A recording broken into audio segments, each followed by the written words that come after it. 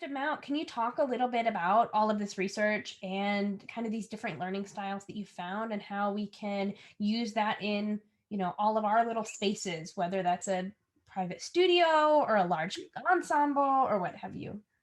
Oh, okay. So I have an idea. It's a little unorthodox, but we're gonna fly with it. Okay. This is totally my active experimentation self coming out. And that means that I'm gonna experiment. I'm gonna go for it and throw it out there and try and see if this works. Okay. And I'm not gonna care if I make a mistake. There's one learning mode that you want to make note of. Okay. All right. So while we're learning, we learn in 4 different modes of learning. Okay. We're talking about this type of stuff used for concrete experience, and it's the touch, the feel, the tangible. So for example, if I'm teaching tonguing, I got this racket and tennis ball, and I'm going to have students either go outside when it's really nice in Montana here and hit against the wall. Okay. And you're going to do the tonguing associated with it, right in that resonant part of the racket. And I'm going to do, have some good focus flow.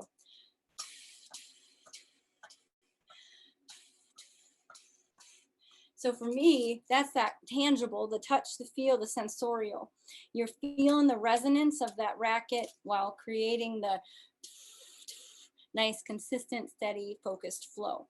So that's an example of how we learn concretely. Also, Mr. Gummers here shows us also in a concrete way. Okay, say t-shirt. You guys go for it. Say t-shirt. Say d. Okay, so then I would ask you, okay, where did the tongue go when you said t-shirt? Was it here? T-shirt. Nope. Was it there? Like right there. Yeah, right at the tip of the tongue there. And then d, maybe right here, the softer, a little further part. Okay, so those will affect the way your sound also sounds while you're playing it. That's a concrete experience way. Another way is that reflection, the reflective observation, where you're observing and you're reflecting, you're watching, you're waiting. These are the students that if you are asked a question, you wait, you don't answer yet. And that's that really processing, okay? And sometimes you'll, maybe as a teacher, sometimes it's easy to see these students and say they just don't care. But if you look at it in a learner perspective through the lens of a learner mode, then that student is waiting and holding back a little because they need that time. Here in teaching, that's where you're gonna have modeling, like I play something, you play something, I play something, you play something, and have an expert give you an example. Listening to recordings. So then another mode of learning, abstract conceptualization, is the thinking and the analytical part of learning. So you're going to dissect your score. You're going to find the form and analysis. You're going to look up the historical context of so many things, synthesizing the information you're receiving. That's where you have to live when you're writing your dissertation, that mode right there. And then that last 4th mode is active experimentation, what I just did here to try and succinctly, talk about the learning modes and how they affect teaching and learning. It's going for it. It's just asking questions. It's being okay to make mistakes. Each of these modes that I very quickly visited about exist in one learner.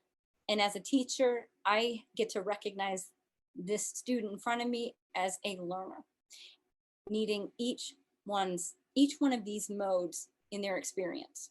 And me as a teacher needs to be able to come up alongside with each of these modes in their learning. Now, I have a secret that I probably will have to wait to say. I do this in my presentations, and there's a one specific thing that you need to know about from my research. And it's if you are focusing on your lower 2 preferred modes of learning, you're going to have more aha moments. So translation, if you're uncomfortable when you're learning, it's probably a good thing.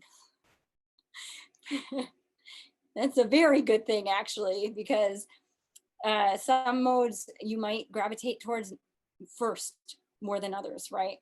Like you could think of one right now and go, oh, that active experimentation, please don't let me make, I will not make a mistake. Mm-mm.